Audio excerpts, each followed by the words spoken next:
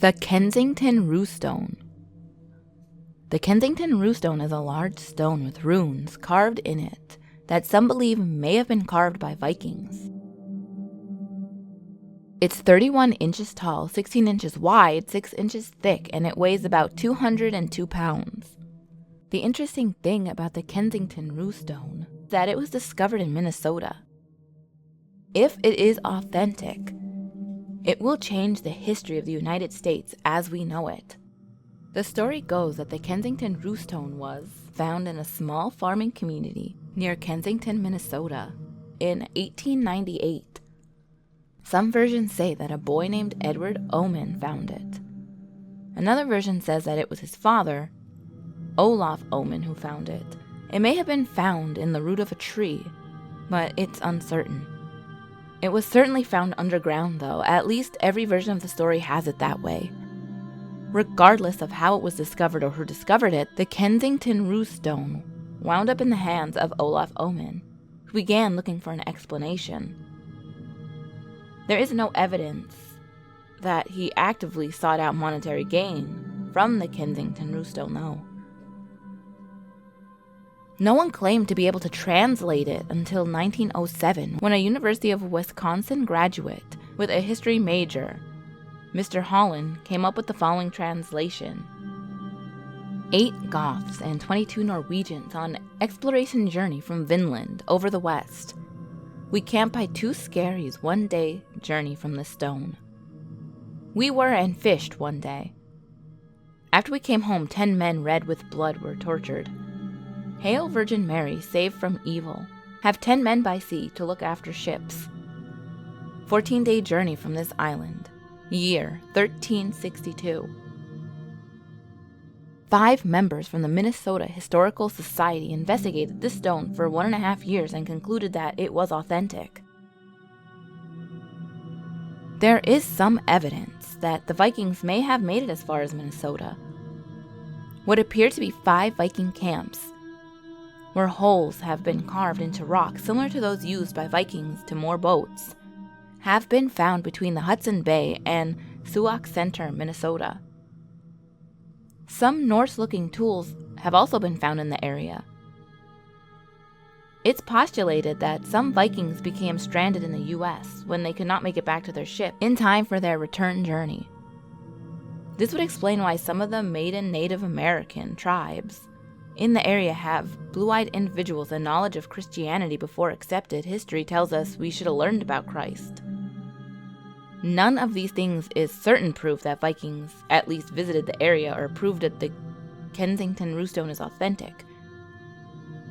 The other evidence that can be taken into account is that the Kensington Runestone itself, it was once proven to be a hoax by a runologist who did not recognize one of the characters on the stone.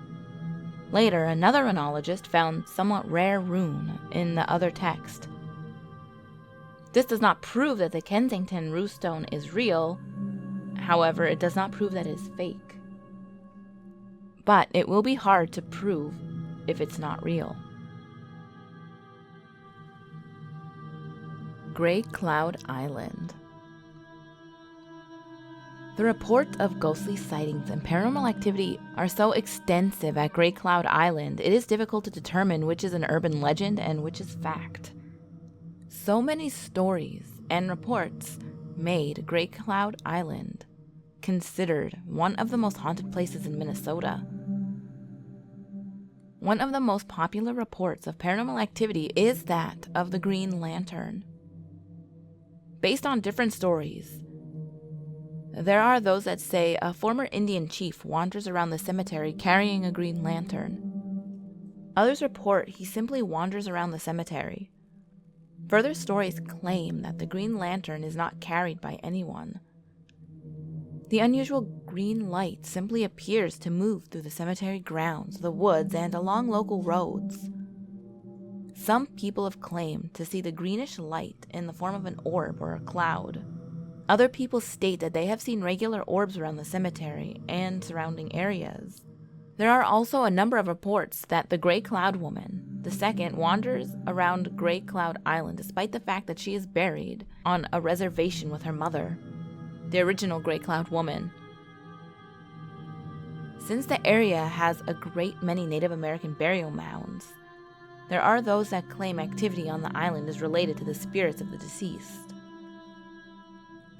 On nights with a full moon, people have stated they can hear the sound of drums beating. Hearing the howling of coyotes at night or the barking is also something many people swear they have heard when on the island.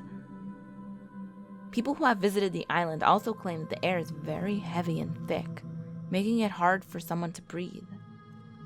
This particular claim is one that other people adamantly dispute, as they have never experienced anything like it. A rather unusual bit of activity that numerous people have claimed to experience is a white truck appears to chase people on the island. Some say the truck appears and vanishes without a trace. Others claim that the truck has no driver. Those that have experienced the truck are adamant that it is not made up. And there's reports of a ghostly apparition on a motorcycle that follows people and vanishes into thin air. Some people do dispute the story of the pickup truck as locals who just want to chase off nosy trespassers. When it comes to a lot of the paranormal activity that is reported, there's a lot of connection to the Grey Cloud Cemetery or tombstones in general. There is one report that within the cemetery sits a row of 12 tombstones that belong to a group of nuns. People claim that you can walk and count the 12 tombstones, but if you turn around and recount the tombstones, you will not be able to count 12 the second time. The stories of unusual activity in the cemetery are abundant. There are reports that people can hear disembodied voices, while other people claim to hear horrified screams of a woman. Other reports from paranormal enthusiasts claim to have seen a man wearing a red flannel jacket and an orange hat while smoking, and carrying a rifle. The sight wouldn't have caused any issue for those who have seen him, except for the man was translucent. There's so many accounts from people, from just driving past the cemetery or just around the island, that there's just an overwhelming feeling of uneasiness that creeps into people. Countless haunted stories continue to be told about the Great Cloud Island. Locals would prefer if most people simply did not visit the island, as they claim there is no unusual activity whatsoever. Other avid ghost hunters claim that there is plenty of unusual activity in the area, from orbs to screams, odd feelings, and sightings of everything from long-deceased Native Americans to a ghost of a woman.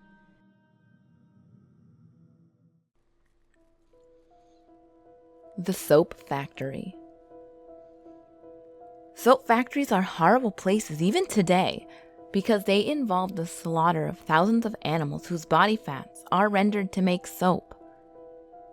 One can only imagine what sort of cruel, vindictive spirits such places have attracted in the past, when conditions for both the animals and the workers were much worse. The Soap Factory Art Gallery in Minneapolis stands as a perfect example of this. Named for its location in an old soap factory that also made artificial limbs for wounded Civil War veterans, the building's basement is famously haunted by a malevolent entity. Skilled paranormal researchers have described it as demonic. But this deters the gallery's owner not one bit. Instead, they've cashed in on the basement's reputation by hosting an annual haunted house event on the site.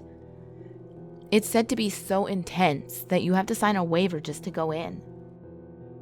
But who knows how much of what goes on there is stage, and how much is genuinely just haunted? What better place to hide a real demon than among a bunch of fake ones? Smiley Face killings.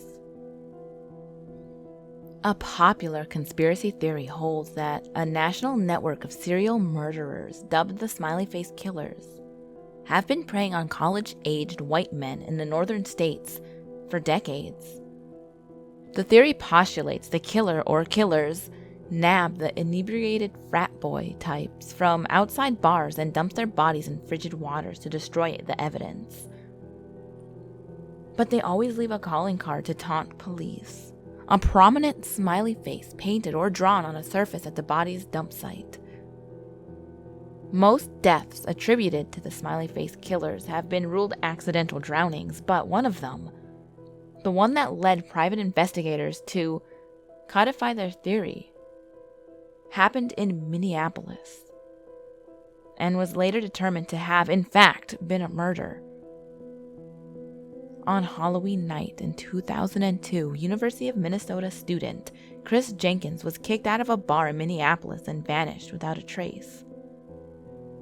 His body was found months later, encased in the ice in the Mississippi River, face up, with his hands folded across his chest and still wearing his Halloween costume. His death was initially ruled an accident, but persistence by his parents and a tip from a criminal informant got Jenkins' death ruled a homicide. And that's when New York-based private eye Kevin Gannon and Anthony Darut, both former New York Police Department detectives, arrived, seeking connections to another case they'd been working on. Similarities in the two MOs lead them to uncover a pattern of mysterious drowning deaths involving college students along the I-94 corridor in Minnesota, Iowa, and Wisconsin. In many of those cases, a creepy smiley face had been painted on a tree or other surface near the victim's body, where the victim's body had been discovered. And so, the smiley face killer theory was born. Gannon and Darut believe that a group of highly organized killers are targeting college men across several states and have racked up a body count of more than 40 victims. UFO attack. Deputy Sheriff Val Johnson was having a night like most nights in Marshall County, Minnesota, with the rural country road seemingly empty and quiet all the way to North Dakota border, but at 1:40 a.m. on August 27, 1979, Val Johnson's life would change forever. He was about to have a head-on collision with a UFO. A good officer accustomed to night patrols knows the different shapes and outlines of vehicles at night. From tractors to cars to semis, a good cop can distinguish between all. But when Deputy Sheriff saw a bright light out to his side, he couldn't quite place it. Thinking at first it may have been an airplane about to crash, he turned to get a better look. At that moment, the strange light catapulted itself nearly a mile and a half towards his car in an instant. Johnson heard the sound of breaking glass, was blinded by the light, and then lost consciousness for over a half of an hour. When Johnson finally came to, his car was sitting off the road with skid marks across the highway. He radioed for help at 2:19 a.m., and the backup soon arrived and called for an ambulance to take the perplexed and exhausted Johnson to a hospital. While there, he was treated for shock, and doctors noticed he'd also suffered welder's burns on his eyes from the bright light. Up to this point, it would be easy to say someone may have blinded him with a bright light somehow, causing him to maybe close his eyes and run off the road, which caused him to bump his head. Then they started to inspect his police cruiser. The car was damaged, but in the most particular of ways. The inside headlights on the driver's side were knocked out, but the other three headlights, including the one right next to it, were fine. There were fresh dents on the hood, and no other damage to suspect the dent and headlight were part of some accident. There was a crack on the windshield with 4 very different impact spots. It seems as if the car had been in several different accidents all at once. The strange damage and bizarre story were enough for the sheriff's office to call in investigators from the Center for UFO Studies. The investigators then called in a windshield expert from Ford, who noted, even after several days of reflection on the crack patterns and apparent sequence of fractures, I still have no explanation for what seems to be an inward and outward forces acting almost simultaneously. I can only conclude that all the cracks were from mechanical forces of unknown origin. To add to the strangeness of the whole thing, 2 or 3 antennas on the car were bent at odd angles. And Johnson's watch and patrol car clock were now 14 minutes behind. The investigators called the folks from Honeywell to examine the antennas, clock, and overall damage. But, like the man from Ford, they all seemed baffled by the damage to the car. At the end of the investigation, all experts agree that there were no good explanations for this event. Could this car be some of the best true evidence of a UFO encounter? That's for you to decide.